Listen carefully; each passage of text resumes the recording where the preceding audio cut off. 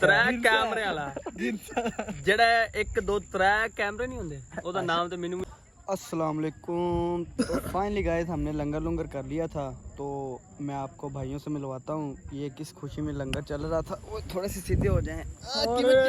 भाई ये आज का लंगर है ना जो है हसीब भाई और असन भाई की तरफ से। अच्छा किस दोनों खुशी ने में ट्रीट दी है। हसीब भाई की थी आईफोन लिया नया, माशाल्लाह अल्लाह पाक उनके नसीब में करे, और असन भाई का रिश्ता पक्का हुआ है। अच्छा जी इधर में आ लो आ साडे भरा ने नवा फोन कीता है त्रै कैमरे वाला जेड़ा 1 2 3 कैमरे नहीं होंदे ओदा नाम ते मेनू नहीं पता।